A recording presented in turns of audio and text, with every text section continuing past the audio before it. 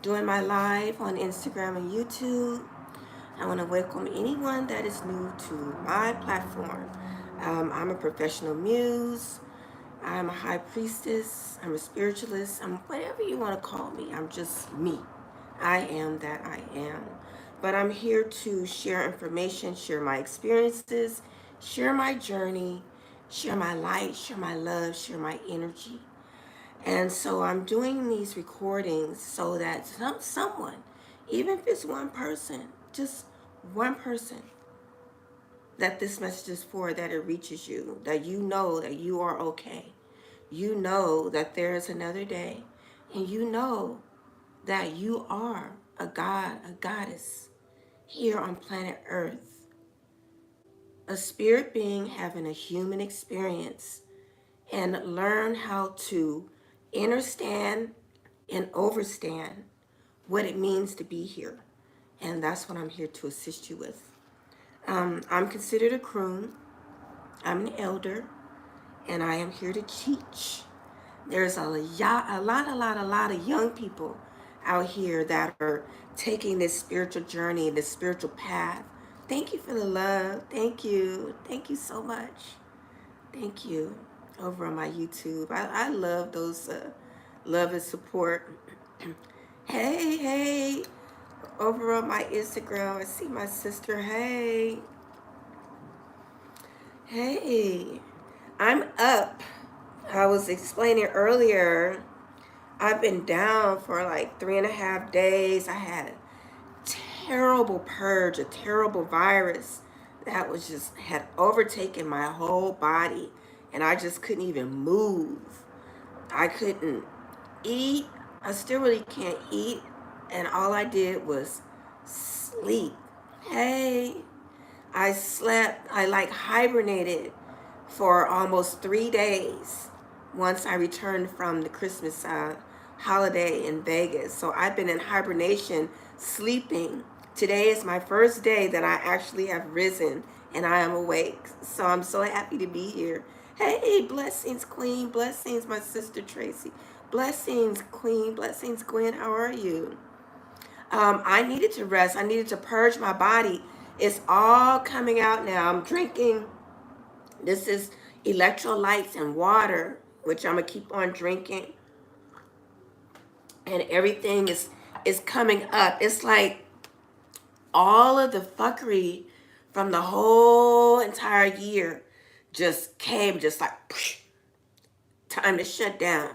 Everything happened all at once, and my body just said, "That's it. You're going to sleep, and this is how you're going to close your year out." So I am resting. Yeah. Holy Spirit say, yes, it's time. You got to listen. Yes, thank you. Thank you. I am. I'm over it. I'm going to start, Gwen, taking that lymphatic, those drops that you send me. Now that I've been purging for, let's see, I haven't had food really in almost 3 days. I had a couple of light stuff, so I'm gonna start on your regimen next as I'm going into the new year. So I'm gonna keep you posted because I had it all year and didn't get a chance to try it. So yeah, so I'm starting that now. I pulled it out. I said I was gonna let you know that I was gonna be doing that right away. I don't know, what this is.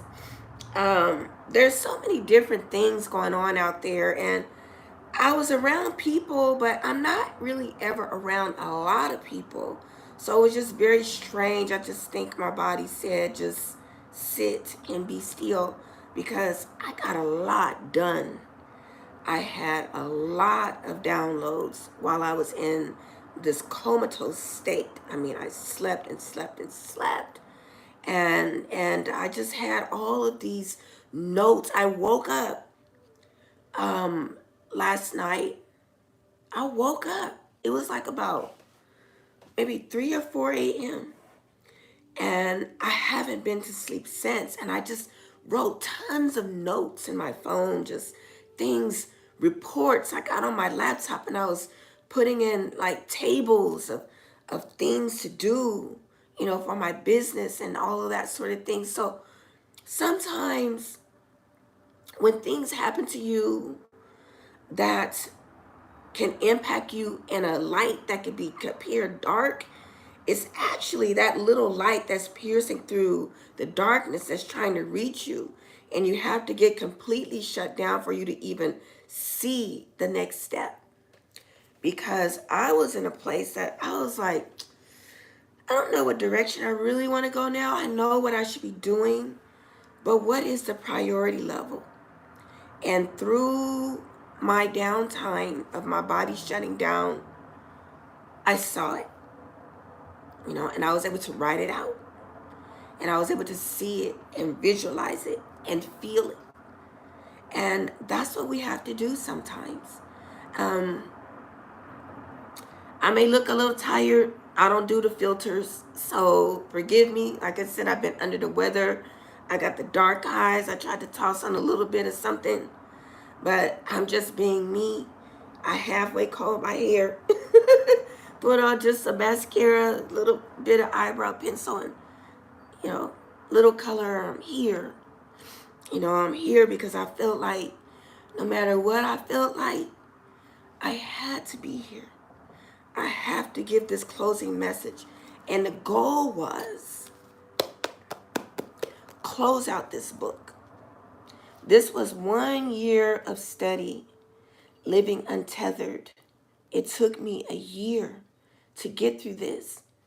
And I was like, wow, you mean I'm going to be down for the count now? Let me put on my glasses so I can see what you're talking about on my YouTube.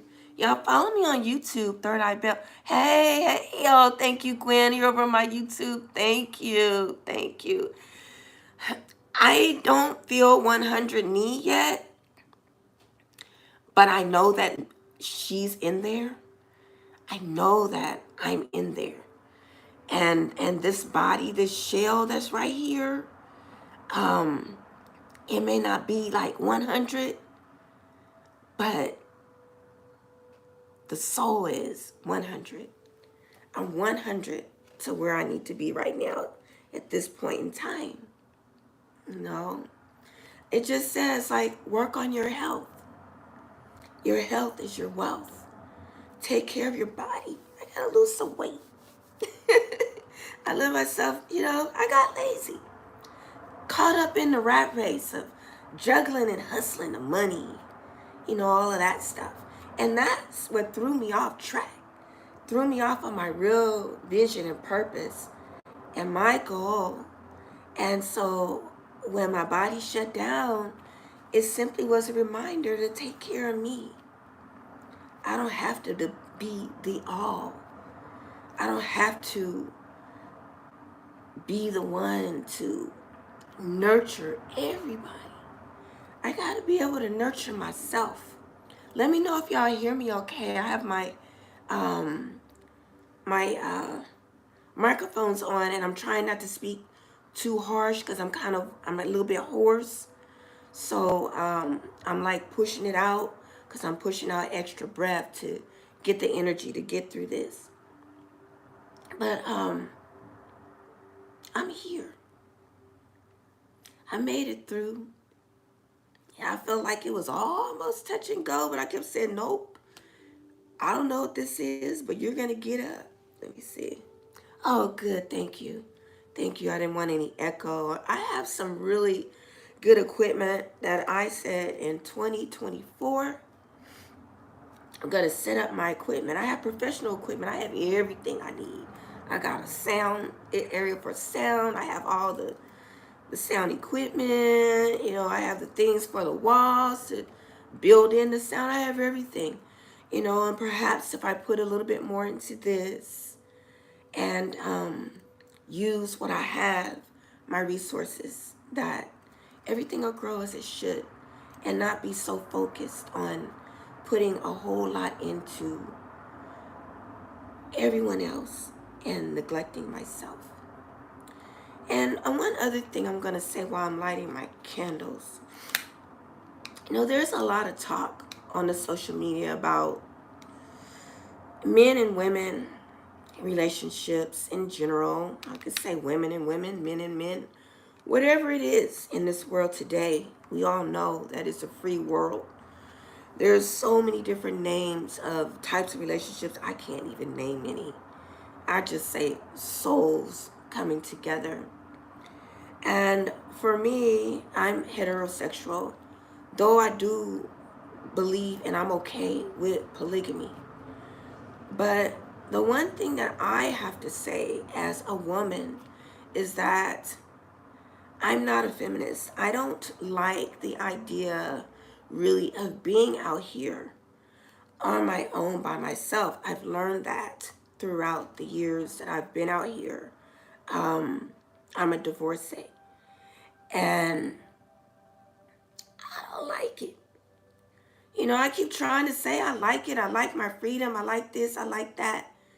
But in all, in the big scheme of things, I enjoy the partnership. I enjoy being able to have someone to lean on and vice versa.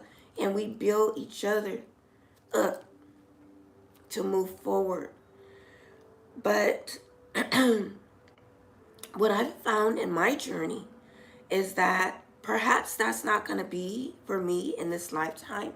And I accept it. I accept it. I really do. Let's see. Yeah, it's true for you too. You know, I'm just keeping it real. I'm not all into the the women's lib. Yeah, I have my own everything. You know, I have. I'm comfortable with where I am. I could be like how I am the rest of my life and just be comfortable. But to have a partner where sometimes I want to sit down sometimes and just be like, I just want to rest. I don't want to do anything today. I don't want to think about that I have a deadline to meet. I want to just take a time out. You know, I did that with the music industry.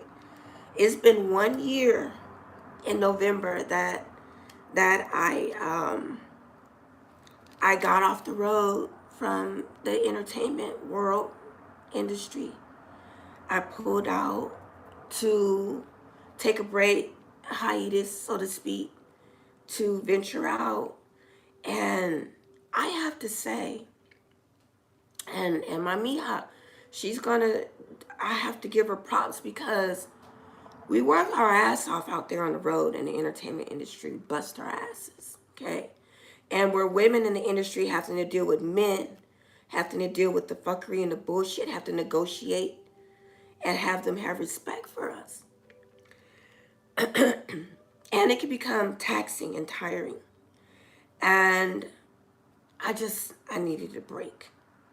And I give all kudos to my mija because she continued, because it's her livelihood. And she went out and she continued and she steadfast and she did it another year on her own. And it's rough. You know, I've been out here on my own, hustling, doing my little side hustles and stuff, staying afloat for a year. And that shit was rough. Or rough trying to make negotiations, trying to deal with people that want to look down on you.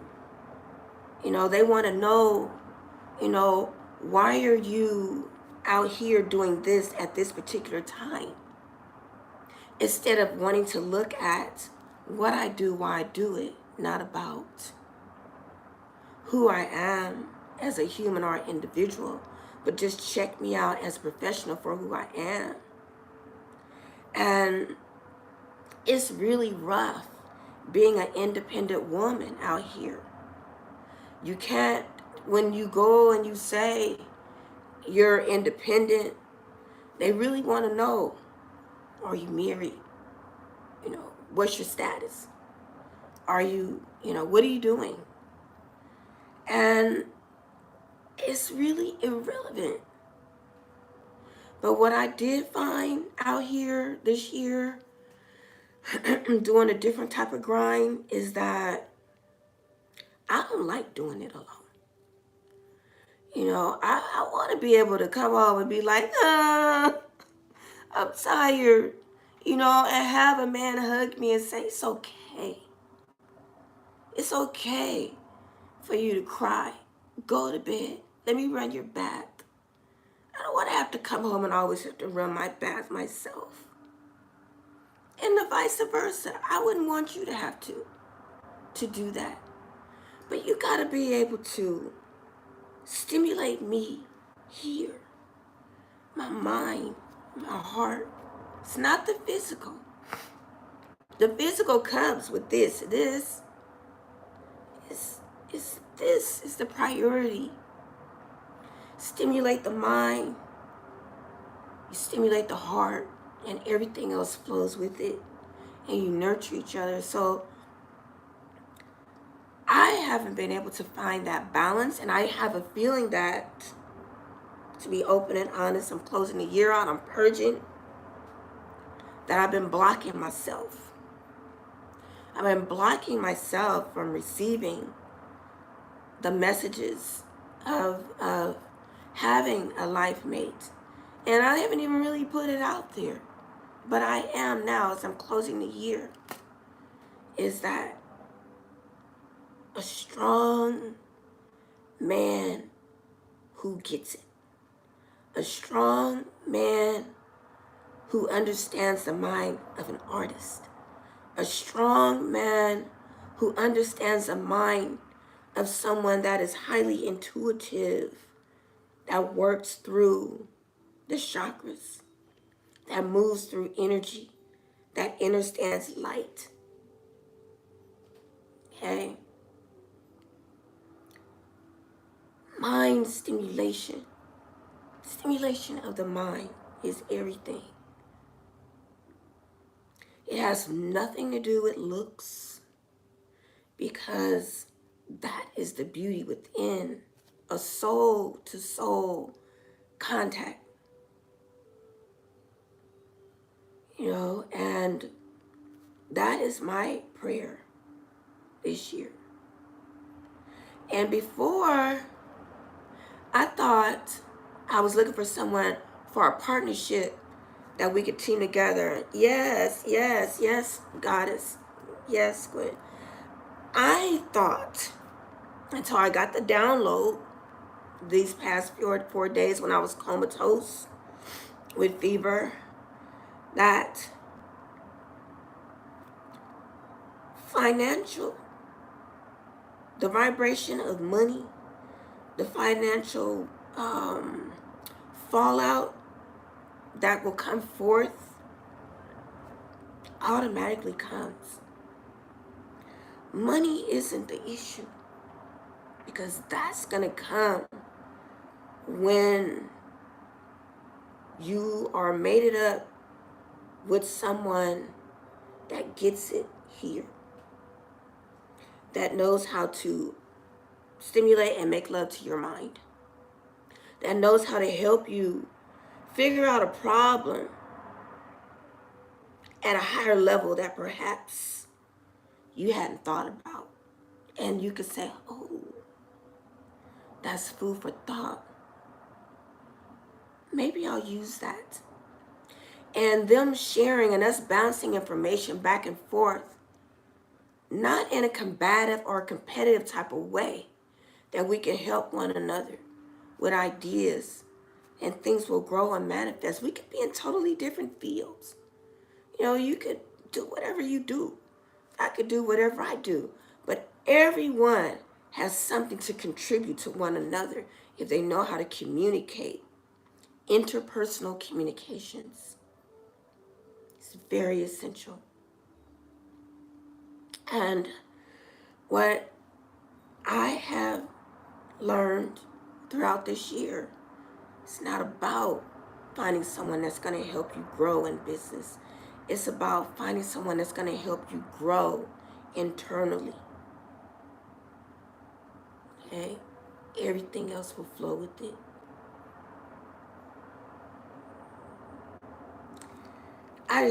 Spirit, I was just called to just share that, and open up with that, You know, as I age, I realize that. You know, it's a download. Like, oh shit, clock is ticking. You know, let's see where we are. Okay, as I said, we're gonna close Living Untethered, and once again, I want to thank you. You know, opening up. I wasn't planning to open up, but hey, it's Saturday night, right? People are not getting up to do anything tomorrow, right? Because you're resting up to get ready for New Year's Eve, right? So we here. I'm here. After I do this, I'm hopping right back in the bed. Right back in the bed. Under my heating blanket. I'm so in love with this heating blanket. And like I said, since I sleep alone, I add weight. So I have all these blankets and stuff. And then I'll kick them off. But then I bought a heating blanket. And so I'll turn on the heating blanket to 1. And then I'll get real hot. And I'll be like, so then I'm kicking it off. And so I have covers just all over my bed. And I have a king size bed. So I have all of these covers. They're just everywhere from me going through, the fever state. So tonight, this evening, I had to get up and take everything off the bedding, and I'm putting everything in a bag, and I'm doing a pure purge of cleansing the whole house. So all day tomorrow, I'll be cleaning and sanitizing my whole house, clearing it out, getting ready to put in for the new year. Purging myself, purging my house. It's very important to do. You know, if you can, clean your houses. Burn some sage. I got some Palo Santo we're burning. That's what I'll be doing. I'm going to be, besides bleaching down everything to get rid of germs, I also add lemon with a little bit of water into my peroxide. You know, I do a little mixture because you don't want lemon resin. So you're just doing a little bit. So I can also purify the space. I'm cleansing with a Palo Santo. I'm keeping it sweet tonight. This is what I feel. I don't need the energies of my sage. But what I do feel like tonight is a little bit of rosemary, as we're calling in abundance. Okay, drawing in this new year, bringing that abundance. Whatever it is for you, it may not have to be financial. It could be an abundance of love, joy, peace, tranquility, all that serves you in the most highest form. And that's how we're going to close this book tonight. I'm not going to read the last 3 chapters. I basically am summarizing them. There's a couple of paragraphs I'll read out of each chapter that's going to be significant to how we close this book. But once again, those who roll with me through this whole year of living untethered, I thank you. I'm so grateful to you. And I'm going to be writing Michael Singer, and I'm going to be sharing with him what I did with his book. And I hope that you all go back. It's going to stay on my Instagram. You can go back and hear each chapter and my take on it, my spin on it, and how I utilize this book to help us to grow and get through this year. Because I'm going to tell you, it was a rough year. Because this year was preparing us for 2024. Okay? 2, 2, 4, 4, 5, 6, 7, 8. Okay? That is where you're going to be working. The 8. This is where all of our creative juices are going to be flowing. This is where everything that you've been building up to now has got to come out this year. There's no time left. And on top of it, it is an election year, which is going to be very important. Okay, because During an election year, all the masks will be in place.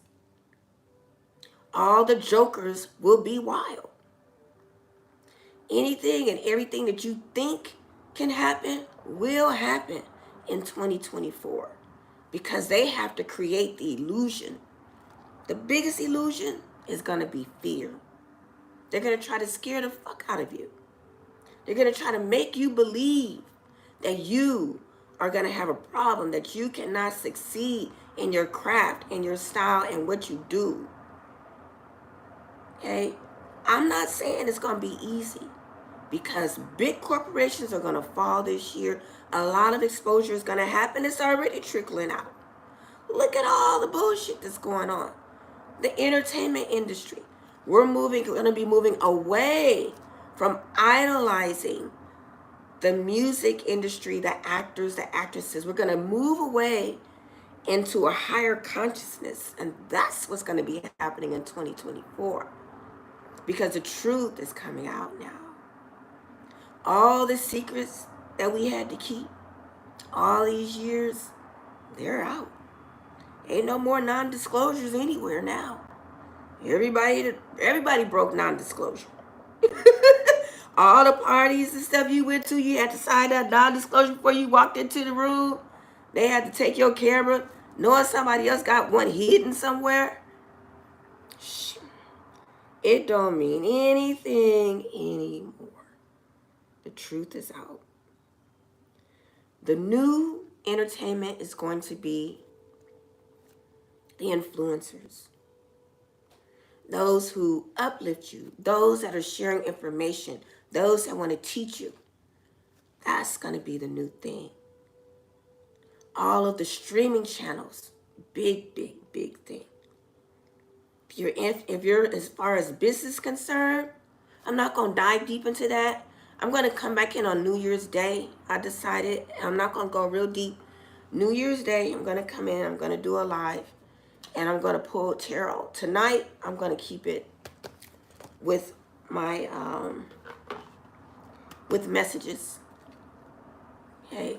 I'm going to keep it real simple so we can get through the book. But on New Year's Day, I'm going to go live. And I'm going to share with you what's been going on. You know, I had put my tarot cards down for a couple of months. Caught up. You know, like I said, and God said, sit your ass down. I was caught up in a rat race, chasing the money, okay? And, you know, my cards are calling me. So, New Year's Day, yep, I'm coming on. Here's my 4 wands, and we're going to talk about the magic. Talk about how to make it happen in 2024, okay? Talk about how we going to work together. All right, so we're going to go through that. Let me get back to the focus. All right, I've saged my space. I'm going to get ready to open. And I'm going to pull my opening cards down, of course. Let me move my book out the way as I give thanks to my ancestors, my spirit guides. As I give thanks to my creator. As I give thanks. This lighter is acting weird. I give thanks to the light, to the ancients, to the dark, as I make an offering. Isis, Thoth, Osiris, Ma'at, thank you. I give thanks to Archangel Sandalphon. I give thanks to Archangel Michael. I give thanks to Jesus. I give thanks to all the energies out that are here for our betterment, to serve us and to guide us in the direction that we need to go. I give thanks.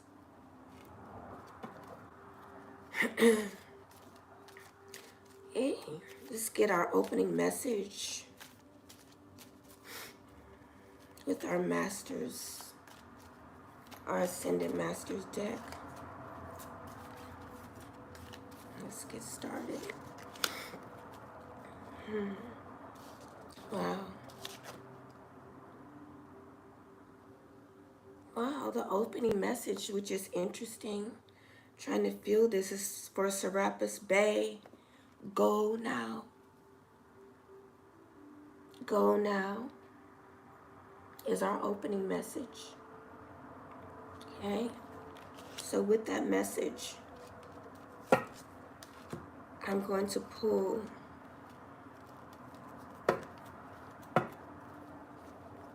our messages of love.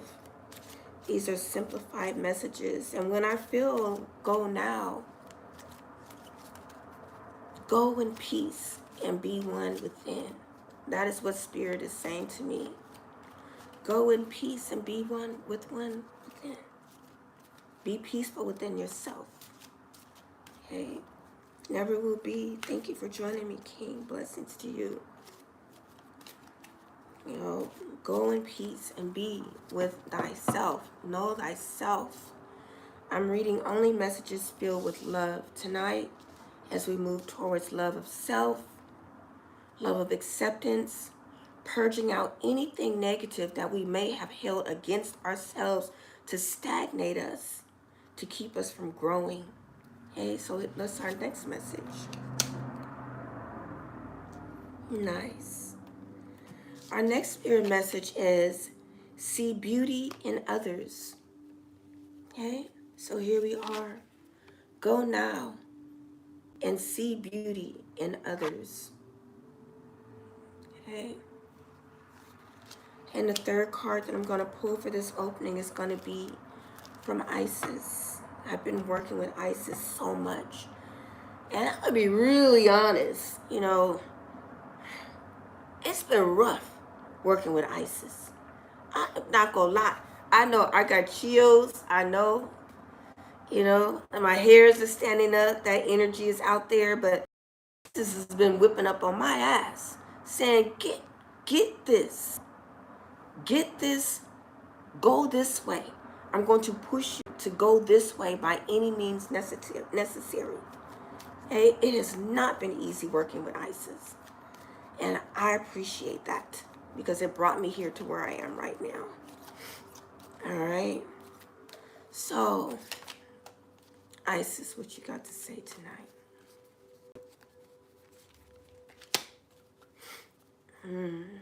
To put on my glasses for this, I can't see the words. Okay. Oh, look at the scarab. This is the back. Oh, this is going to be a serious message. Let's see. Life restored. I'm telling you, this what happened to me. My life has been restored. 4 days, almost 3.5 days comatose. Life restored. Let's see what she says. Spiritual resurrection is gifted to you now. Whatever part of you or your life you thought to be dead is being revived and well flourished back into life. Okay. Transitioning from death into life, so too will you rise again, healed and renewed. Take this message with you folks tonight. Snapshot it if you must. But remember this, in order to come out of darkness, you have to die and shed. You gotta rebirth. It is essential that you have to die in some way, shape, or form in order to be rebirthed. And I am a living testament. I'm living proof. I'm here to say that. You know, it's been trying. Like I said, Isis and my creator, my God, said, Jamila, it's enough. It's enough of you wasting your time and your energy on things that no longer serve you. And I'm going to make you stop. And so it was done. And I'm here back up to share my story with you. And my other stories, you can look back on my other Instagram, my lives, to see some of the things that I endured this year. It was rough. Okay? But I'm here. And I feel good. You know, like I said, my body's still not like where it needs to be, but I'm good. Alrighty. I'm good. Let's go. Yeah, I have my white candles lit. I'm really still stuck on gold. The gold is so essential. So powerful. Living Untethered by Michael Singer. I really advise you to go and get this book on audiobook or a hard copy. And if you don't really want to, oh, thank you, Dr. Williams. I'm feeling better. I'm up. I'll say it, and please excuse me if I look like tired and dehydrated. I try to use the filters, but they make me lag. So I don't use the filters to try to make myself. It's hard for me to live in that part of the AI world of having filters. I was watching 19 Keys. I don't know if y'all follow 19 Keys, but you should. He is just something special. You know, something special. I don't, thank you. I don't use the filters, and I don't have time to do a lot of makeup. It's just too much work for me. So I just do, you know, a little here and there and try to make myself look a little bit more upbeat, but I just as I am. And even on my YouTube channel, I tell everyone now that, look, I'm not one to do edits, and I'm not trying to do this and that, and no. If I make a mistake, I make a mistake. If I look a certain way, I look a certain way. I'm just being natural, being who I am. You know, free to just be. But this book right here on my YouTube, you don't get all of this book, but come over to my Instagram, and every chapter I've read on my Instagram throughout the year. And if you have an interest in a specific subject matter in the chapter, go there and you'll find it. And we discuss it, we talk about it. But tonight we're closing it. This is the end. Thank you, Mr. Singer. As I said, I'm going to write him and thank him because this book was so beneficial to me. And it helped me to really tighten up myself in my personal life, because though we're able to assist others, just like a psychologist or a teacher, sometimes inside ourselves, we're still a mess.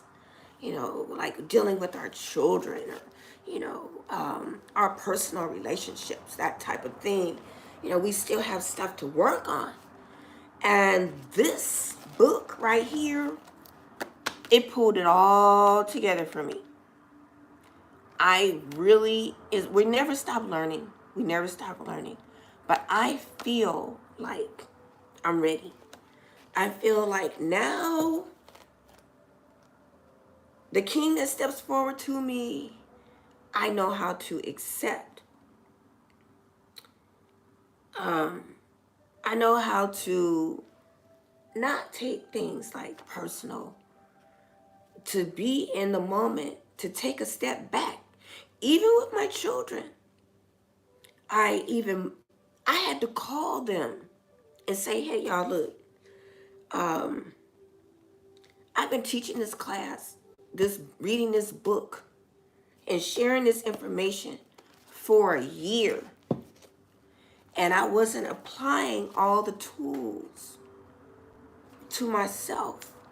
So with that, I want to say, coming now, from this day forward, you're going to see me apply the tools to those that I try to assist, you know, and not take things so personal, to be in an ego, not to just be like, I'm mom, da da da da. No.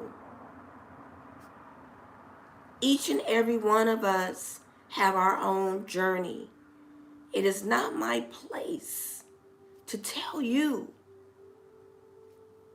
what is wrong with your life. It is my place to share tools on your betterment that can help you flow through and get through whatever it is, but not place judgment and not get my feelings hurt. My youngest son, he told me I'm a spoiled mom.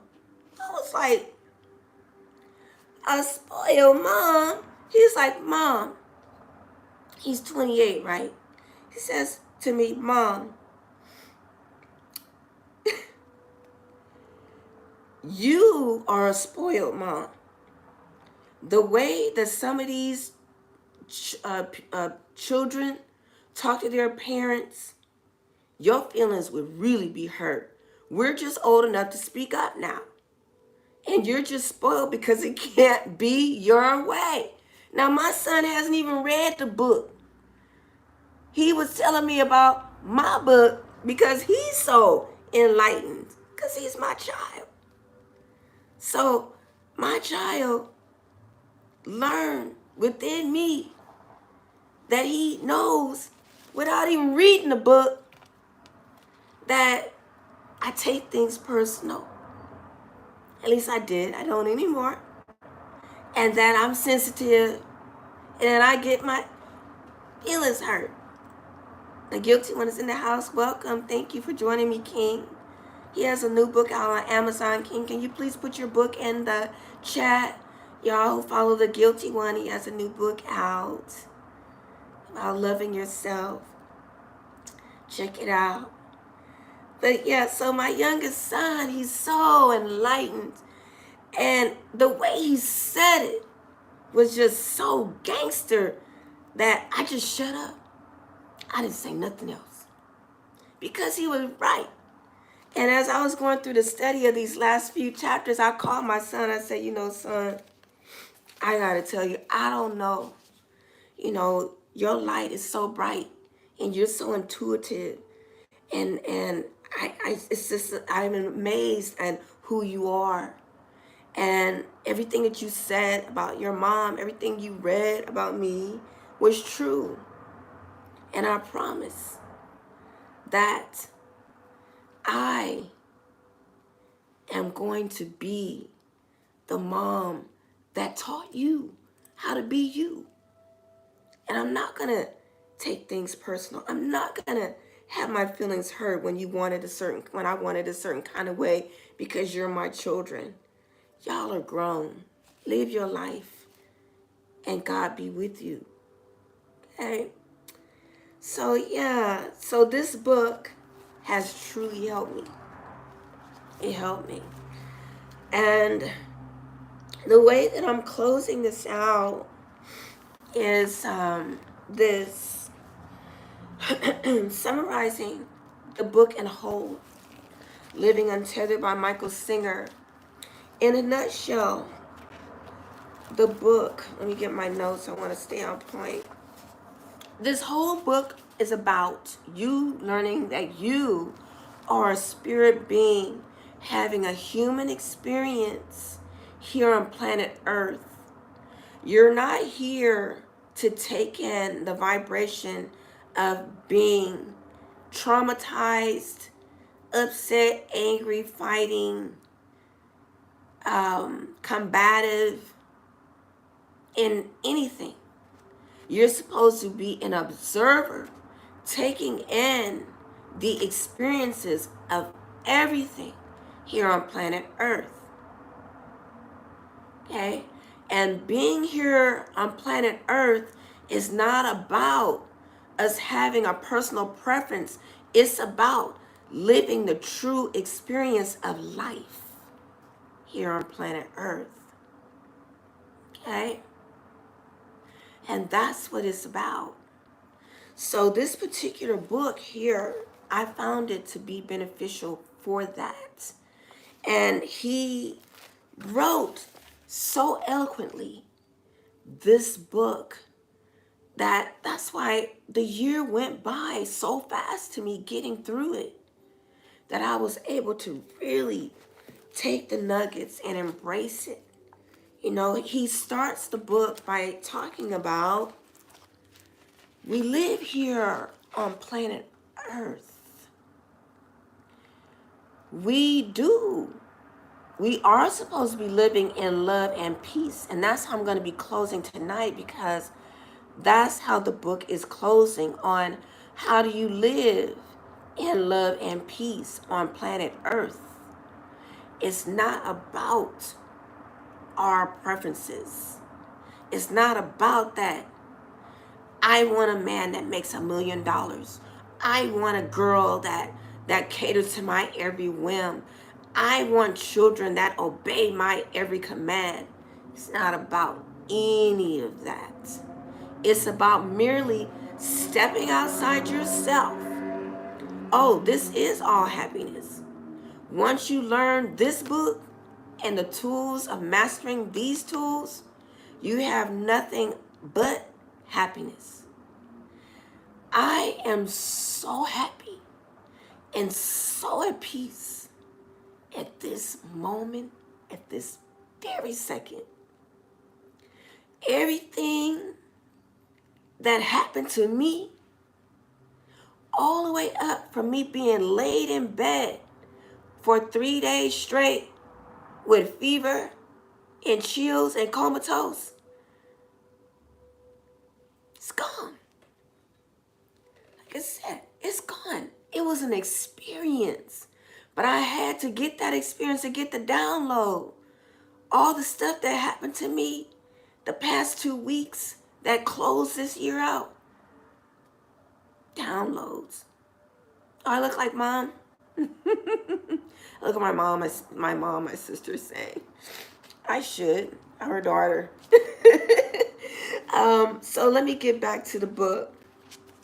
So in summary, this book shares, who are you? This is the question that you want to ask. Who are you? Yes, in the matrix, because we are in a matrix. I heard an interesting thing the other day. And someone said, are the stars really stars? Or is it water? Are the stars water? And it brought a thought to me. And I started saying, even if a star is water, and even if we were in a bubble in this matrix, and even if the antennas, we all know we are one consciousness. We are one. God created us as one. Different antennas that flow out to everything, all colors, everything. We're just separated because they figured out how to do it, the great divide. But we are one. And even if the stars were water drops, it wouldn't matter to me. Okay? Thank you, King. Thank you for the book. Thank you. It wouldn't matter to me what is happening in the universe. You know why? Because God created it, our creator that has us here breathing, has created trees and life around us, food for us to be sustained, here on planet Earth for us to thrive. It doesn't matter what it is. The purpose, and this book clearly explains it, is what are you going to get out of it? You're living on a planet hanging on nothing. That's deep in itself. You're living on a planet hanging on nothing. Phantom that. We walk on, we're solid. This is like mass that we've created visually. But are we? We're particles that have all come together and joined, and we see these things in our minds that we have created. And the creator of the story says, this is a candle. So we say, okay, this is called a candle. But if it was broken up into particles, would we still call it a candle? Is it a candle? Or is it a figment of our imagination because they told us it's a candle? A spirit is just really in me tonight. You know, our thoughts are everything. We create our reality. We create everything around us. If we live a life of lack, it's because you chose that. If you live a life of unhappiness, it's because you chose to be unhappy. If you live a life of woe is me, everything is fucked up, people are fucked up, it's because you chose to have that view of people because of your samskaras. And those who do not know what a samskara is the things that you have experienced throughout your life that created a way for you to think. It can either be good or it can either be bad, but it was an experience. That is a simple term for samskara. Now, your samskara, a lot of it is a deep down hidden pain of an experience that we suppress and push down, that lives in here, that lives down in here, and lives in here. So now, our root is completely suppressed and contaminated by the samskaras on the negative side, and it can be on the positive side that's pushed down here, here, and here.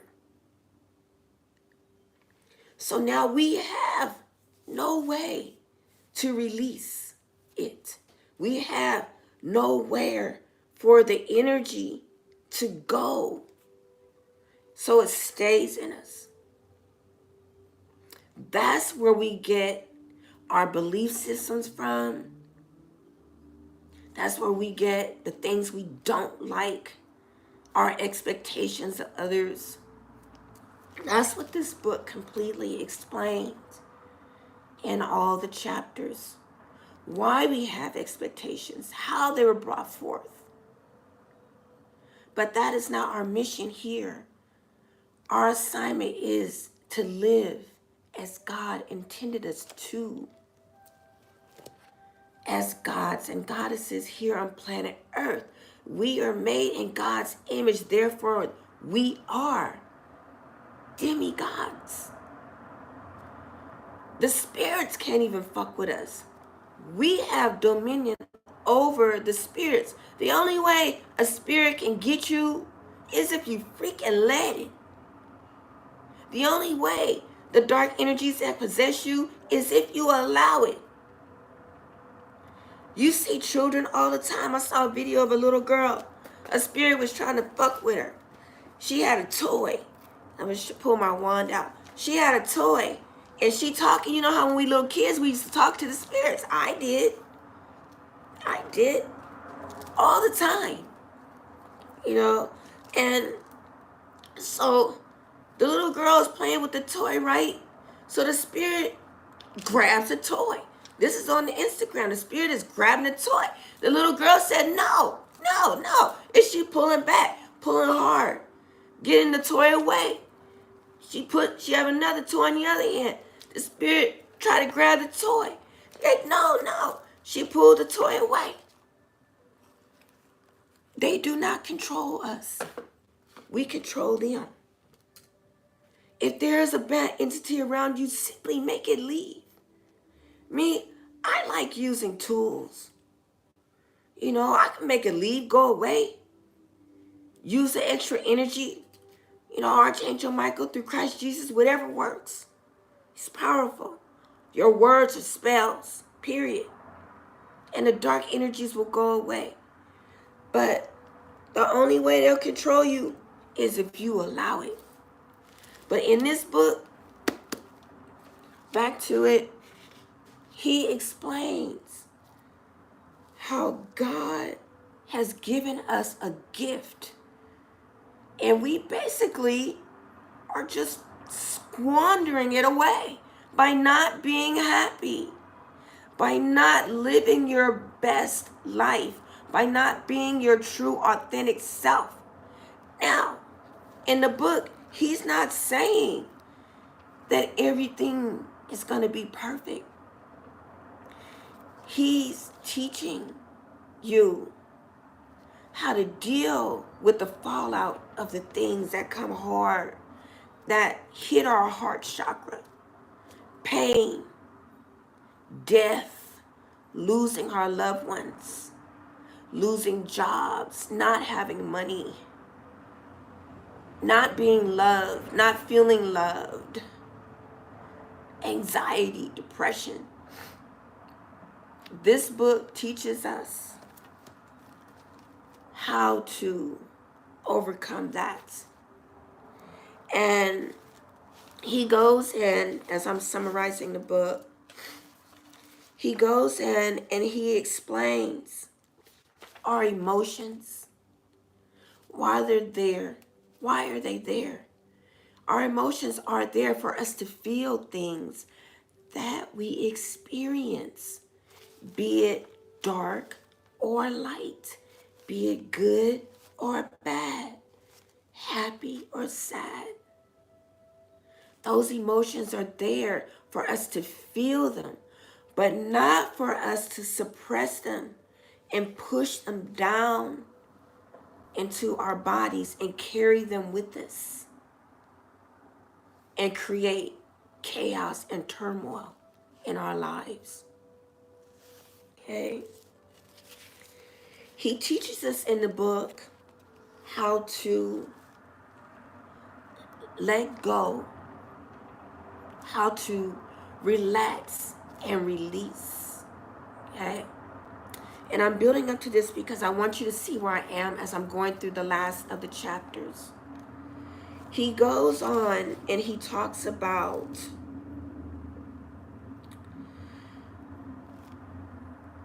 our makeup is so unique. We are so special. We are master computers. Our brain is the master computer. Our brain is so amazing that we have now created an AI, a machine that can now outthink our brain. Now, how deep is that? That's how deep we are when you think about it.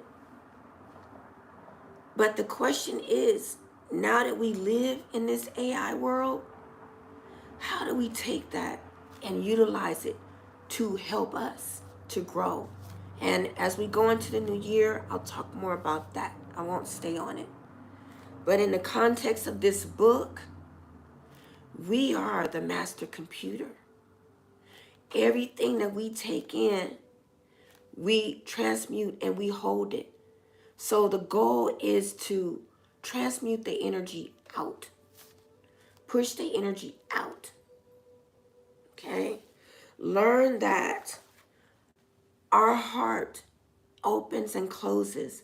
Everything that we keep inside of us, all the bad stuff that's stuck, we can't release it out to flow out. We can't release that energy flow. Therefore, we can't receive love. We will never know what love is unless you release the past, unless you release everything that has happened to you from this day past. It's only about the now, being in the here, being in the now, being in this energy, what has happened in the past. Yeah, I'm going to stand up and stretch. Sorry, I had to. Oh, I was getting a cramp. Okay, sorry. We're in the here and now. God, doesn't happen because I've been in bed too long. Now I gotta go exercise. Where was I? That caught me off guard. We're in the here and the now. So Mr. Singer explains that in order to be in the now, you must release the past. If you do not release the past, you cannot be in your present. Therefore, your future is bleak, and you will live in a constant state of misery. Okay? Yeah. Forgive. I had a discussion about forgiveness, goddess. And the primary thing is, first and above, forgive yourself. First, above all else. Forgive yourself. And once you forgive yourself, all others are forgiven that follow. You therefore forgive others because you have forgiven yourself for any and everything. There is nothing that you should be stuck with from your past. And there's nothing that anyone else can do to affect your future. So you've already forgiven them. I realize this, that I don't have to go and say, I forgive you. Because you are already forgiven when you did what you did. Whatever it was. It's not necessary for me to have to say, I forgive you. Because it's already done. Yeah, it's already done. We do our thing. Do yours, I do mine. We good. We don't have to, people, they want to do, okay, I'm with the 12-step program. I know people that are in the 12-step program, and you got to go and you got to apologize to this person and that person, do this, that. Apologize to yourself. You feel like you want to go and apologize, that's good. Then you can go and apologize and release it. But remember, don't hang on to it. It's done. It's done. Yeah, period. Hey, blessings, God and Sam. It's done deal. Over. You're not going to hang on to it. We're not going to talk about it anymore. That's it. Blessings. Talking Toy. Love you, Toy. Thank you for joining me. How are you feeling? Forgiving yourself is the hardest because we felt like we made mistakes. It was so many times I used to be crying to my kids like, oh, Lord, I wasn't a good mother. I didn't know any better. I didn't have any guidance. I didn't have the love of a mother's love to know love. I got that white DNA in me that we kind of distant sometimes. All of that stuff, whatever it was. And I finally realized I forgive myself because I tried to do everything that I could do to raise my children the best of my ability. And that is the best that I can do. In any and everything, I forgive myself for my mistakes. I forgive myself. That is the first and foremost thing you have to do. And when you do that, like you say, it's hard. The question is, how do you do it? That's what I learned in this book. How do you forgive yourself? Oh, thank you. Thank you, Tracy. How do you forgive yourself? Here, when I go back over the book, these are vows. This is your heart. See how it's clogged? Here, you got a little bit of traction going where you've released some of that trauma, released your past. And here is free flowing. Once you get here, free flowing to release yourself from the things of your past. Release any hurt that you have caused. Release any hurt that someone might have caused you to have. Then you're free flowing.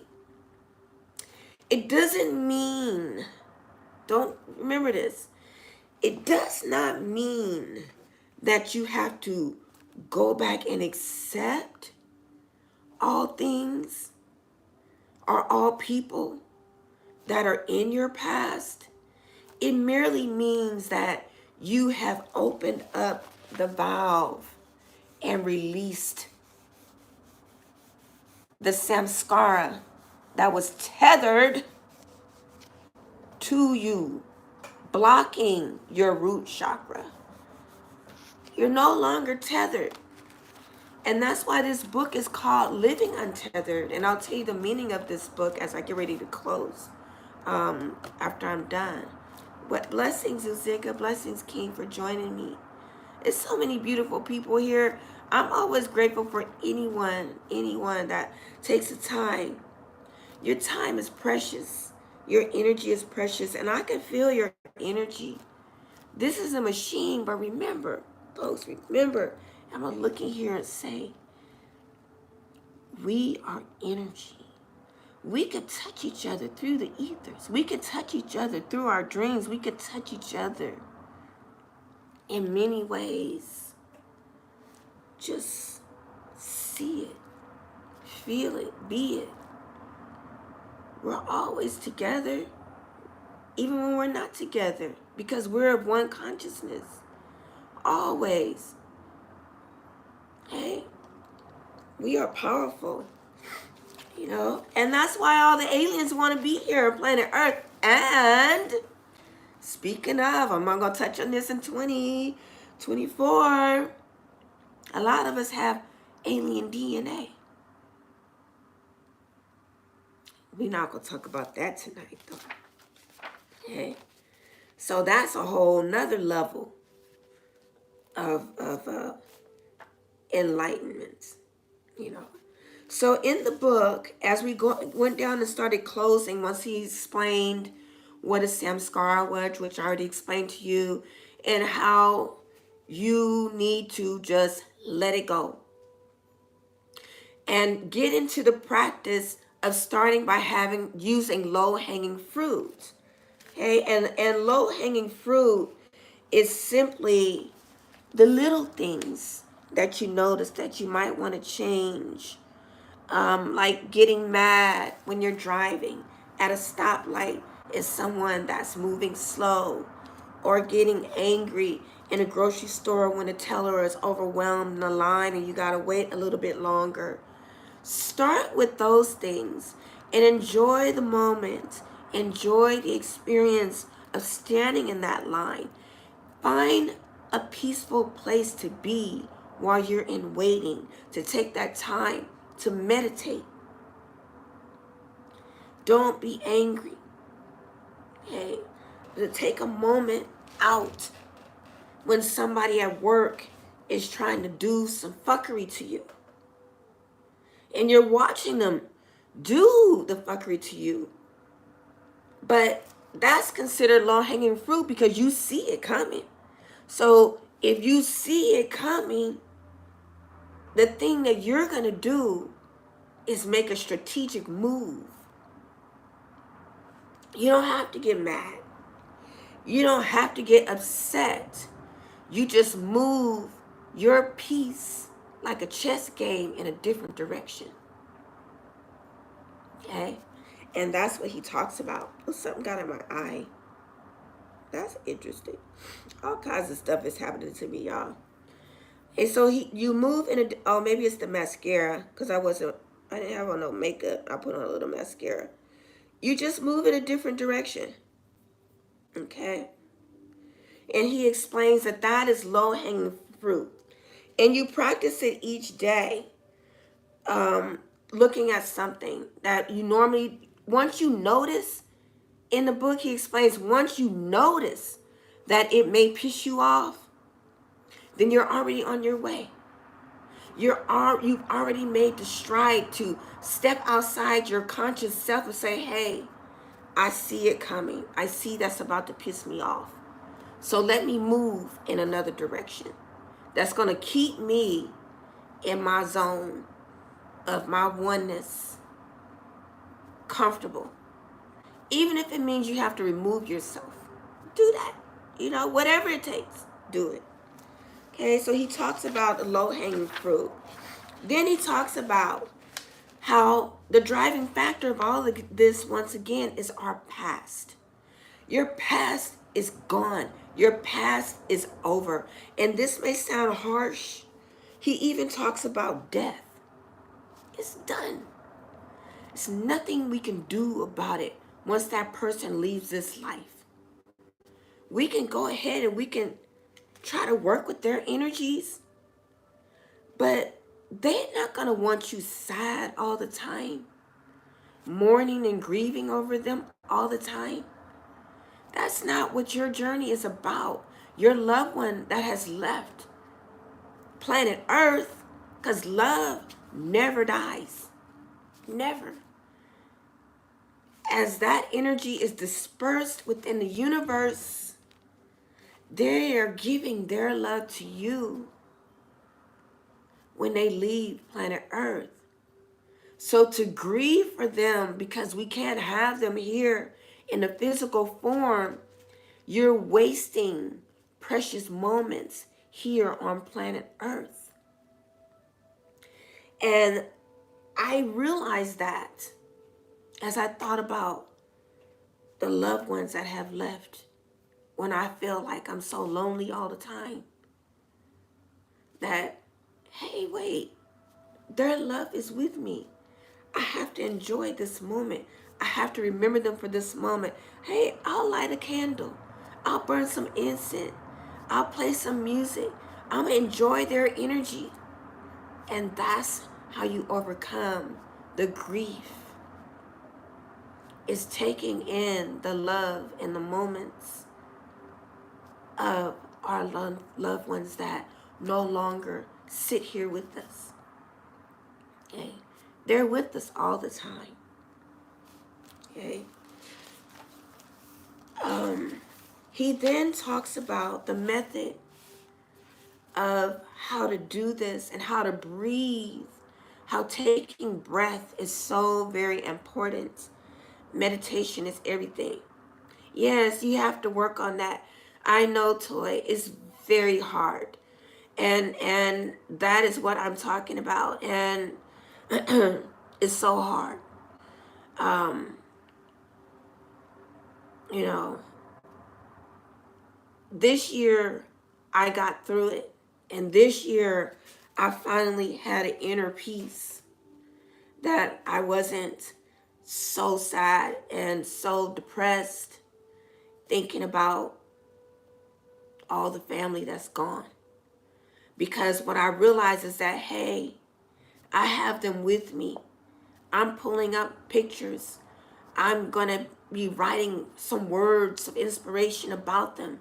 I'm going to be telling a story. Like I told, my daughter the story about what their names meant, what August's name meant, what Augie's name meant, and the correlation and the ties on the meaning on our family loom, and how it's all woven together, that everything is in divine order. And their energies are here with us. Mother, your mother, Toy. Everybody, they're here with us. Augie, they're here with us. My dad, and that one is the one I still, and I'm working with still, because he was my go-to when I felt like I couldn't go no more. When I felt like I couldn't go no more, I would call my dad. But now I gotta call him out in the universe, light a candle, like, hey Dad, write a story, write a sentence, burn some incense, and call in his love. Like, what do I do next? I'm going to play cards. Tell me how I need to play this hand. And feel the energies. How do I fix this problem, Dad? And feel the energies. And that's how I do it now. And this is the first year, thank God for this book, Living Untethered, that I am truly untethered. You don't have to be tied to the matrix in a way that they want you to be, in fear and misery, because it keeps your vibration low. That way you don't enjoy your true life here on planet Earth. You can't manifest, you can't live, you can't create, you can't think, you can't be. Because you stuck You're tied. Okay. So in this particular, close to the end, the author is explaining how meditation is how you get there. Through breathing, taking breaths in, taking breaths out. And what that does, it gives you a moment to process the energy that you're feeling when you're feeling the pain, when you're missing and longing for someone. It gives you the time for your body to adjust to the feeling of the samskara, of the event that has you suppressed, of the event that has you sad, of the event that takes you over the edge, that can physically make you sick. If you breathe in, when you think about that thing that hurts so bad, you're going to be thinking about your breath. You're thinking about your breath. You're holding your breath and you're pushing out. That allows the energy of whatever the turmoil that you're feeling to rise and release. You don't have time to keep feeling it and keep, you don't have time, because now your brain has altered its thought process through your breath. That's why the author is so fixed on meditation.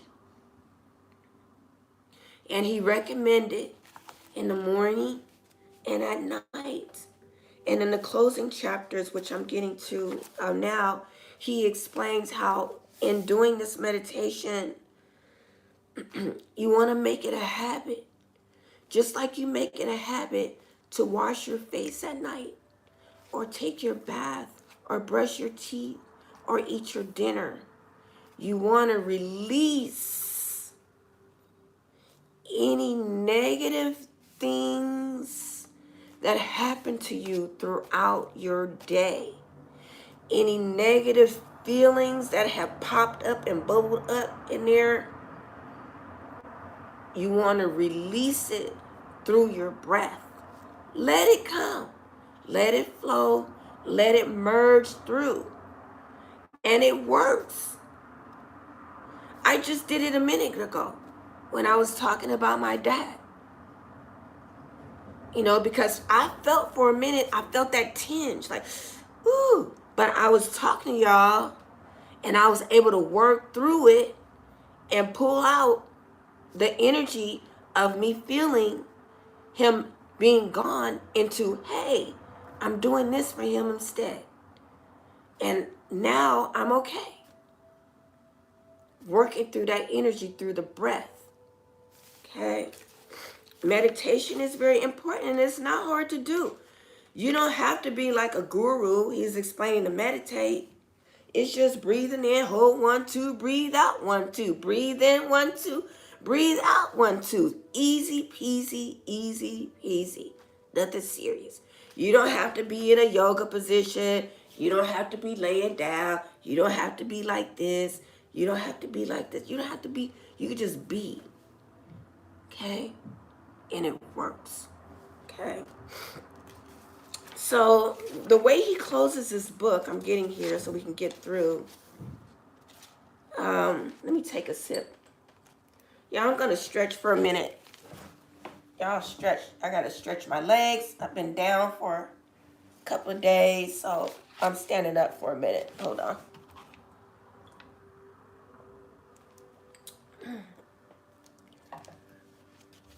Let me turn around. Okay. Ooh.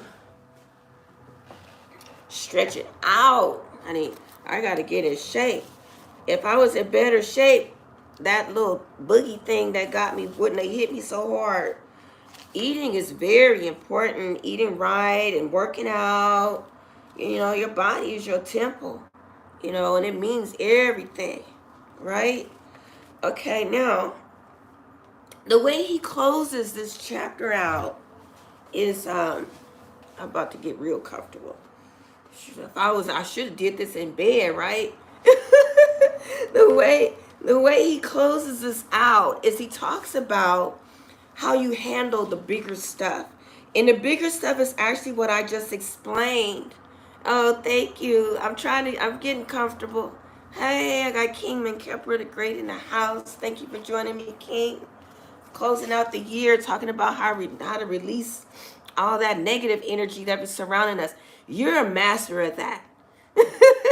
You're a master at that, Kepler. Thank you for being with me. Because you understand the duality. So in Menkepra, y'all follow him on Instagram. He's a fantastic jeweler and an artist. He works with understanding and overstanding. Yeah, understanding and overstanding. There has to be light and there has to be dark. There's going to be positive and there's going to be negative. So how are you going to flow with the energy? Same thing here on Living Untethered. But as I'm explaining, the author says you're going to release it through breath. You're going to release it through breathing. You're going to release it through letting the negative energy come out, letting the bad memory come out, and pushing it through the process and blowing it out. Okay? You're going to push through the process and get rid of it. It's past. Go on to the next thing. Something negative is going to hit you. How are you going to handle it? You're going to push through. You're going to take a breath. And then you're going to act. Okay? You're not going to just jump through. Yeah. Absorb it and move forward. But remember, King, when you absorb the energy, you also want to release it. Okay, that is what I'm really putting here, because I'm putting out here, if you absorb the energy and you do not release it, it builds up and it's going to affect your root chakra, and that's when your body becomes physically sick. That's when you become ill. That's when you become depressed, because your body has nowhere to release it. So you got to push it out, okay, once you absorb it. And that's what we're doing here. He explains, like, when it comes to death, as I said before, those are the harder things. He gave an example, which is called energy, which is actually called Shakti. Shakti is another word for energy. Shakti has to happen. Shakti is always present. Shakti, is always going to be. Let it ride. Let it ride. And what he was talking about here in these last few chapters was, you get a phone call. He was using the example of a boy in school. He got a phone call home that he had drugs in his locker. Okay, the author's talking about. So that energy was like, ooh, how are you going to react to that? Are you going to take it personal? Because the energy is already out there. It already happened. The child's already done it. You being called in. Now you got to go into the school. Are you taking this personal? I could talk about this because this actually something did similar happen to me. It wasn't drugs. It was something else. And my mother had to come to the school. And my mother took it personal. She took it personal to the point that I was ousted and estranged from the family for the rest of my life when I was 15, because she took it personal. Okay? So in this passage that the author's talking about, he says this. The way that the mother is reacting, she's putting all these things in her head. Like, oh my God, what's going to happen? What is my husband going to say? I'm already having problems in my marriage. How is this going to affect my marriage? She's putting all this stuff based around her. But the reality is, and the bottom line is, he says, You have to let go of the personal so you can interact properly with what is happening in front of you. If you are in an accident and someone is in an accident, if you are not able to get your composure, how are you going to help someone that's hurt? Because you're just all discombobulated and all upset. Then you're no good to anybody. Okay? You got to realize nothing is ever personal. It's just a thing that is happening in front of you. And you are a part of it. And that's what's going on. Things that happen to children in school. It is not a personal attack on us. This is just something that happened at school with the children. So if you go in with the mindset like, this is just something that's happened, I'm not going to take it as a personal attack, and let's see how to fix the problem. Yeah, or that sciatic pain starts. Yes, Gwen. Yes. That sciatic pain, is real. Because I was having it last week when that other thing happened to me. That sciatic nerve hit me so bad I couldn't even hardly walk. And that's what I knew. I was like, okay, I gotta sit my ass down. Let me clear this space. Yeah, but you going into the school, we jumping back to that. Now you gotta have a meeting. But if you taking in the meeting and you feeling all personal about it, you can't accomplish anything. And the school, the teacher, the principal, and everybody else is going to be looking at you like, okay, I see why the child is doing this, because we have an emotional parent here that don't know how to handle things. Okay? And then that's when your child gets labeled. But if you go in steadfast and be like, hey, look, this is just something that happened. I'll deal with it. It won't happen again. And you handle it with the child, it's a done deal. And trust and believe, everyone has respect. Everyone then knows, okay, this is a stable environment. Let me try to work with this child a different kind of way. Because this parent right here is stable. So if I slip up, the parent's going to be on me. So let me see what's going on here really. When I'm talking about children. In this case, he was talking about with the drugs.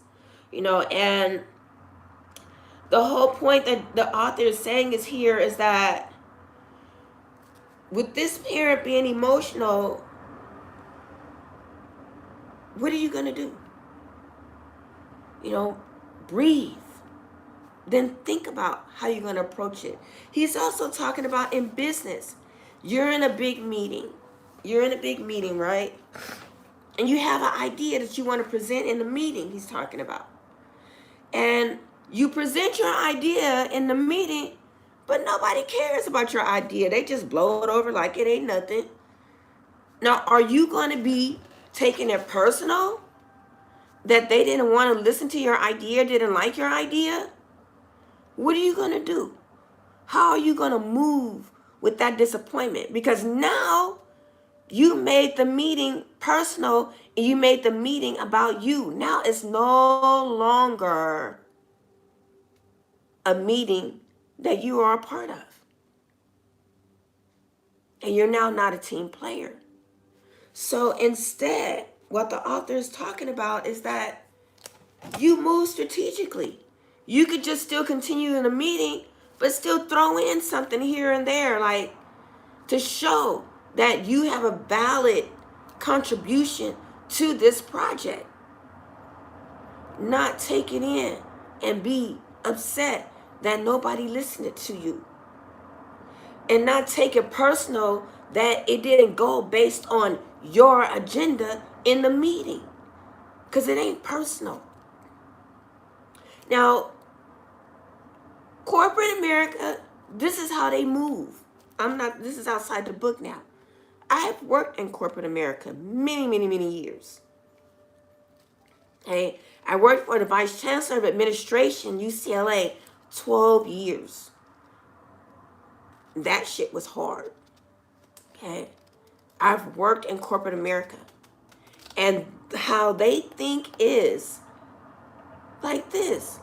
They're not going to care about your personal preferences. They're going to move on to the next candidate if you don't fit their program. And they will give no fucks about it. They don't lose no sleep. They don't think about it. They just keep it pushing. And that's what you got to do in life. Keep it pushing. He's explaining this in the last few chapters of the book. He said, keep letting go. The entire spiritual path is letting go of yourself. Okay? The entire spiritual path is you letting go of yourself. All right? He then gets ready to close the book by talking about, let me go to my notes here.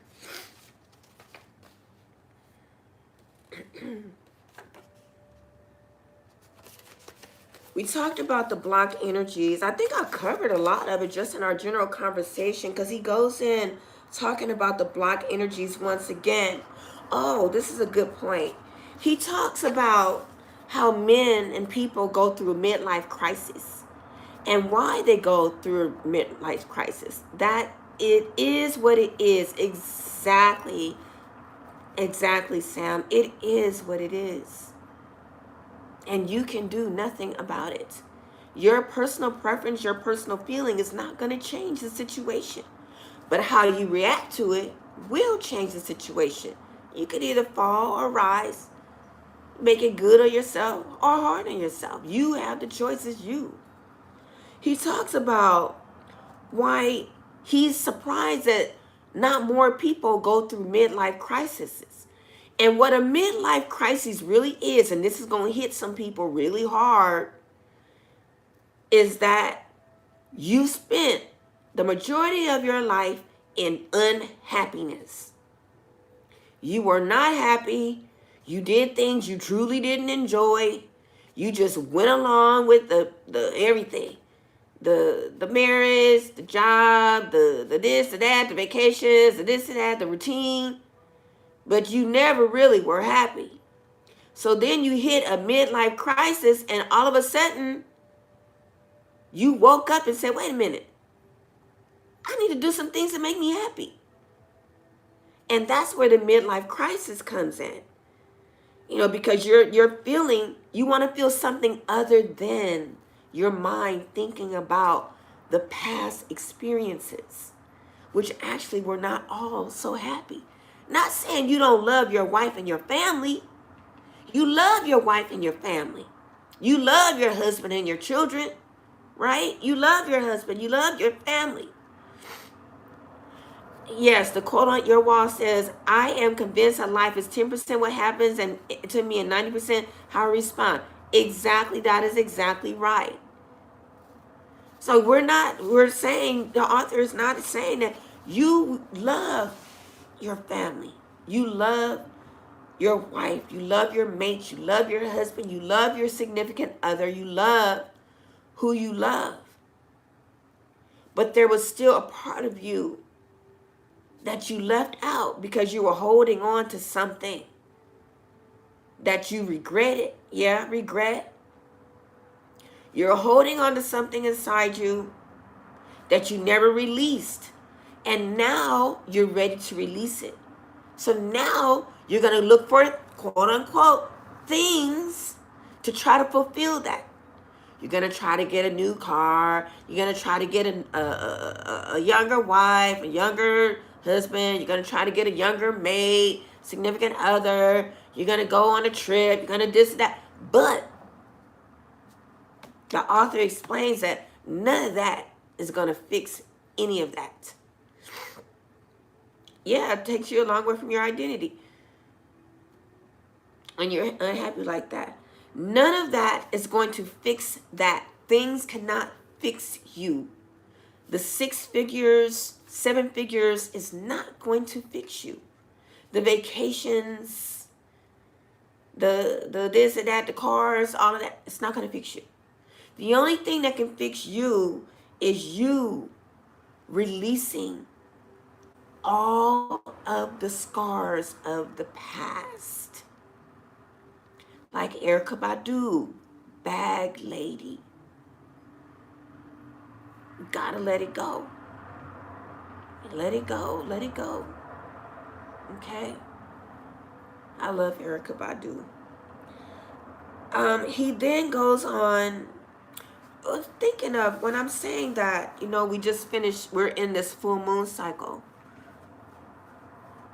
Do it, y'all. That's why I'm here. You know, do this work. You got to release it. Because otherwise, you're going to take it into the new year with you. This is a full moon in Cancer. Cancer, I'm a Cancer. A nurturer, the giver. That's probably why I got hit so hard. You know, the moon, which rides the tides. Did you guys see the wave that came out here in LA all the way onto the street? Hey, our high tide was so high. Well, that tide was so high, it knocked me in bed for 3 days. Hey, you got to release. Let it go. Okay? He then is closing here with acceptance. You have to accept what is. As Sam said earlier, it is what it is. It is what it is. Don't go around collecting bad experiences. Stop collecting bad experiences, the author is saying. Why do you want to do that? I'm not collecting no more bad experiences. You know why? Because I'm not accepting them. If it's a bad experience, it's going to be a bad experience and I'm going to let it go. That bad experience is over and done.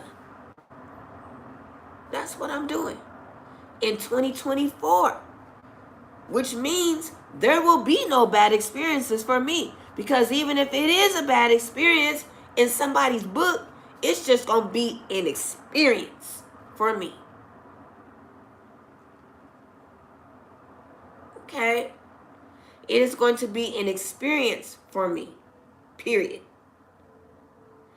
Not good or bad. Just is. Okay? And I would recommend that you all do that. We talk about, it had brought to mind, you know, the divorces. So many people, when they realize and they wake up and like they're getting these divorces, they're separating, they're doing this and that, because something, a fire ignited inside them, like, I gotta release this. That's holding me back. I want to release from this contract that's keeping me binded. Are we really supposed to have that contract? You know, for business purposes, perhaps. But really, in the eyes of God, is that union a union? Or is it a contract? A binding one? It brings the question to mind, like, are you supposed to be with one person your whole life? It makes you wonder. You know, I don't judge any. I love all. Like I said, I'm open to everything. And I say, do what's good for your soul. You know, but harm none. Harm none. All right. So he gets down to, in the end, about how we suppress our blocked inner energy. But really, the bottom line is we want to transmute it, which is what I've been screaming and saying all night long. Energy transmutation. We want to transmute the energy. You want to transmute the experience out into the universe and let it be free. All right. He then says, Your choices are not limited to expression or suppression. And there is a third choice. It's called transmutation.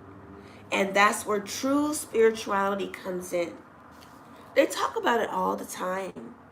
The enlightened beings in music. Earth, Wind, and Fire. If you listen to their music, if you really want to know about some real transmutation, transmuting energy, listen to Earth, Wind, and Fire, young folks. If you want to really know about that, listen to Stevie Wonder. He talked about it. Transmuting energy in the 70s. I'm a 70s child. That's all we did. That's how I was raised. That's why I could talk about this. Because I've lived it. I've lived it. But I didn't apply it as I do today. If I would have applied it, then no telling where I would be. But now, see, then you couldn't talk about it because it was also considered along the lines of witchery, witchcraft, using energy, working with the elements and this and that. We couldn't talk about it. You had to be closet. Have to be a closet witch. We couldn't bring it out on who we are and working with the energies. You couldn't talk about this stuff. But now we're free to do so. We are the elders. Okay, then you have these books. This guy, he's older than I am. You know, books like this, where he's trying to tell you without telling you to work your magic. Go ahead and be free. He says this: I came down to the planet Earth for a short time, and these are the experiences I have got to have. They were challenging, but I handled them, and I'm better off because of them.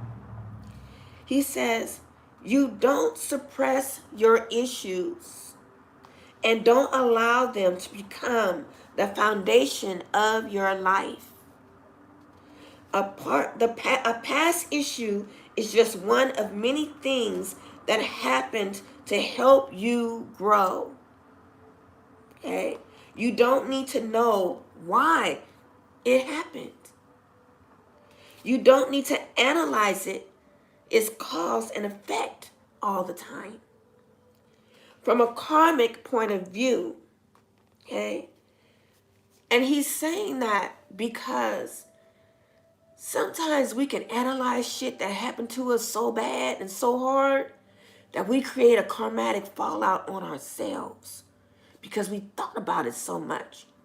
So we brought that whole energy back in full circle, and the shit happens all over again. I have screwed myself so many times with that karmatic circle over and over and over again. The same energy, blind fear, suppressed trauma. Okay? And that was primarily in my relationships. But now, I knew. I'm reborn, I'm rebirthed. I died, I came back. And here I am, sharing this with you. I'm transmuting any traumatic experiences I had in my past relationships. They are gone. Anything that comes into my life that is brand new, it is brand new. I'm accepting it in open heart and open mind. Though I have knowledge, I know what works for me and what doesn't work for me. If I find that it doesn't work, it's no harm, no foul. I'll just remove that energy and place it elsewhere. But I'm not holding anything in anymore. And that's it. So he then says, he closes with this, the power of intent.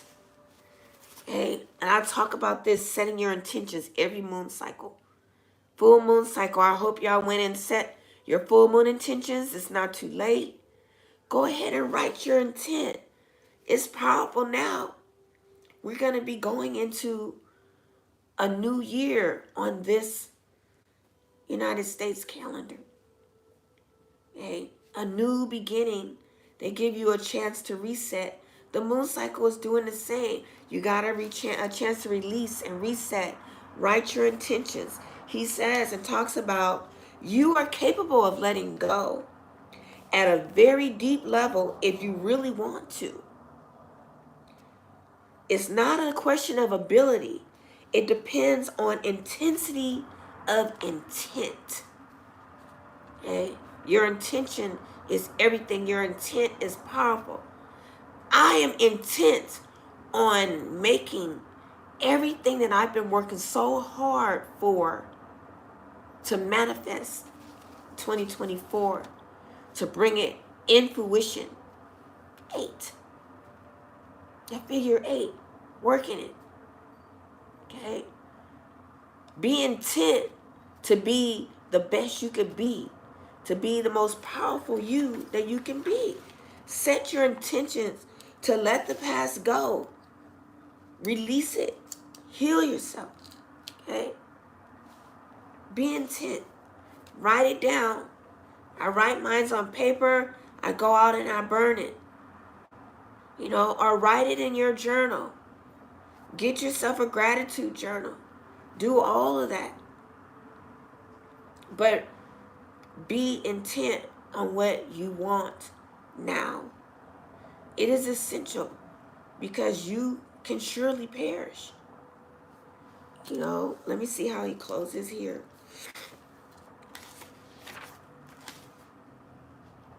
Oh, I like this story. Okay, I'm going to close with the story that he has here, and then I'm going to be done for the night. He talks about this. I thought it was kind of dope when I think about it. I'll read it. He says, letting go like this is not a struggle or an act of control. He's talking about being liberated. Your life's goal is to be liberated. That is your life's purpose. Your goal is to be liberated. Okay? He explains that. You being free to be in the presence of your life that you're living here on planet Earth is liberty. Okay? He talks about that. And then he brings down this, he says, as liberty becomes the meaning of life, this inner process will step up significantly as you start seeking liberty for your life. Once you learn that your center of intent is stronger than any of the habitual energy flows caused by your samskaras, you will sit quietly within in the seat of consciousness. We already talked about that. And allow the process of purification to take place. Every day, every moment, you have the opportunity to explore the greatness of your being. Remember, to explore the greatness of your being. Okay, you are great. Know that. Okay, know thyself. Okay, he then closes with this little skit and story. Letting go like this is not a struggle or an act of control. It is much subtler than that. Perhaps this analogy will help. Imagine you're in a game of tug of war. Okay? Imagine you're in a game of tug of war. I'll use my thing. Okay, we're in a tug of war. Somebody's holding this end. The NFL team is holding the other end. He's using the NFL. He must like football, and I love football. That's why I like closing with this story. Okay? So you're in a tug of war back and forth, right? Okay. He then says this.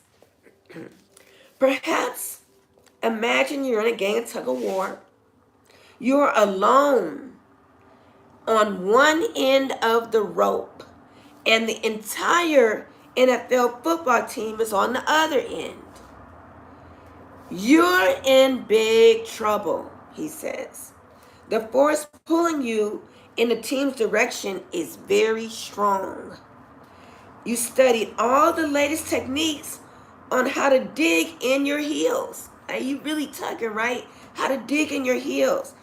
How to best use your body weight. Like you tugging, you moving your body weight in the tug of war.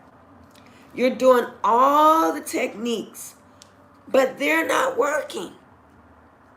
Suddenly, Yoda, the great saga from Star Wars, shows up to help. Yoda thinks he's talking to Luke. And he says, Yoda says, Luke, you know not how to do this. Let's go. Let go. Let go. Let go, Luke. Yoda's telling Luke to let go. Luke is like, what do you mean, let go?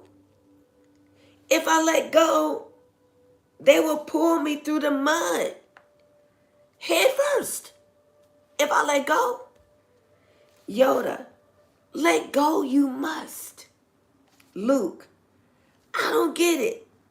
How do I just let go when the great force is pulling me? How do I let go? Yoda, relax your hands, Luke. Relax your hands. Relax your hands, Luke. Yoda saying, no, not hands. No, not hands, feet, legs, body position. That's how to end this one tug of war. My hands. Yoda. Over it will be, Luke.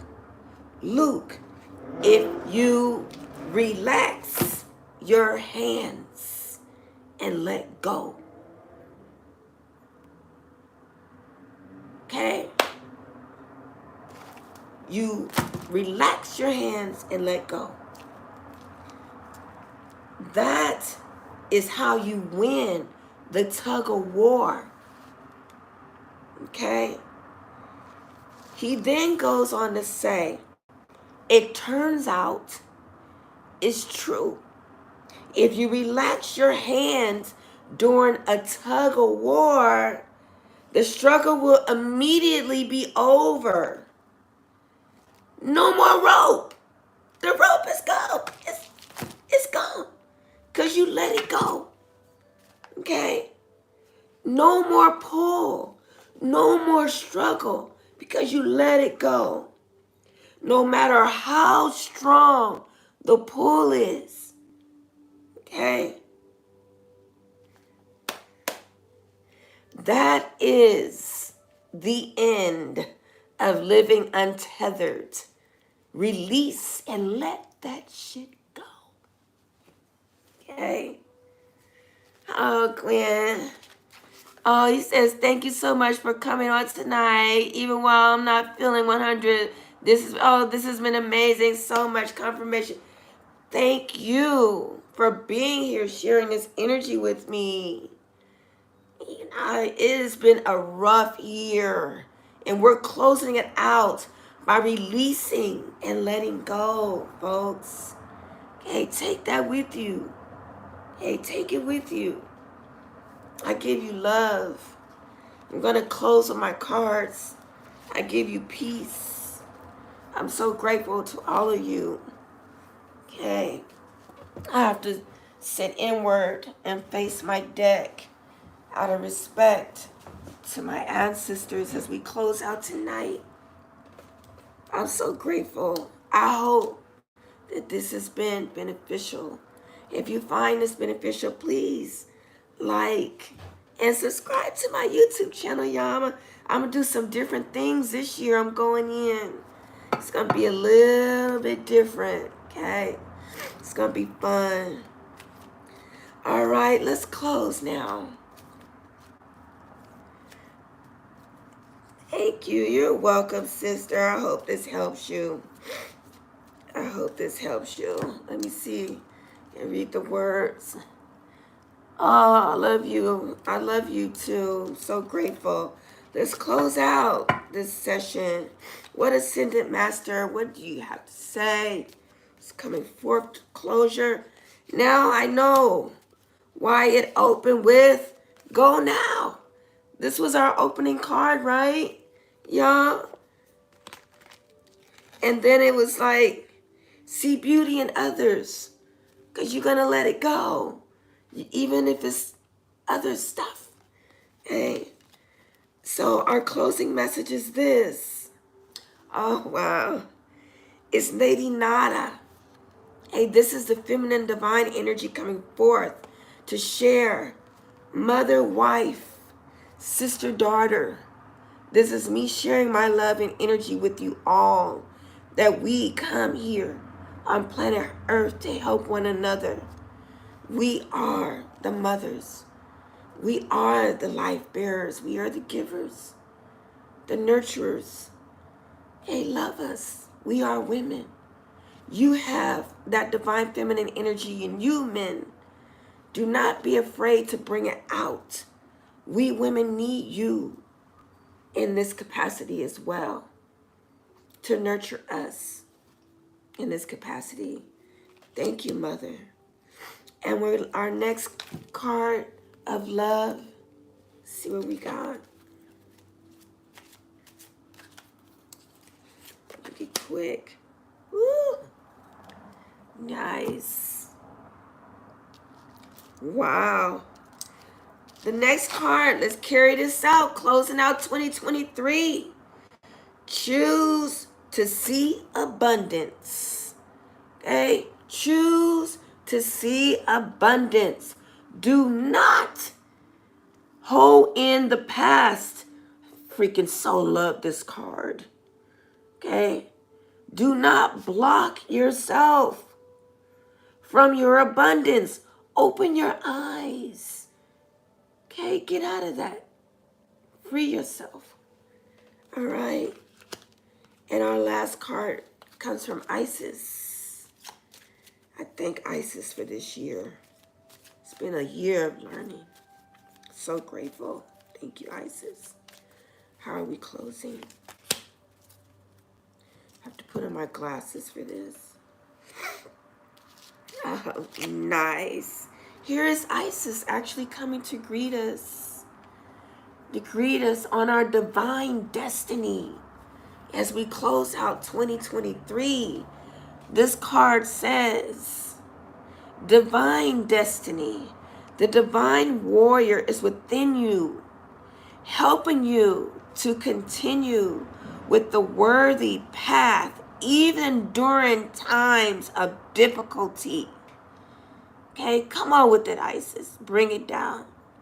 She says, when faced with a challenge, more of him or her self to the cause. It might be bringing more wisdom, focus on intelligence, or surrender. Okay? That's what this book is about. Surrendering to your true, authentic self. Surrender to the all. Okay? And Isis is closing it with surrender into the divine. The warrior within has great inner resourcefulness and determination. Okay? Closing with that fire. Happy Kwanzaa, y'all. I love Kwanzaa. I want to thank you again. I am Third Eye Bell. Those who do not know me, please like, please follow, please subscribe to my YouTube channel. Help it to grow. Please like my content because that is how the algorithms work in the AI world. It'll be really helpful to me. And make comments. I want to thank you. I'm done. I'm done. I'm going to go back and I'm going to relax and get ready tomorrow, New Year's Eve. You know, I may come on and hang out a little bit, but I know I'll be on New Year's Day pulling tarot as we go into the new year.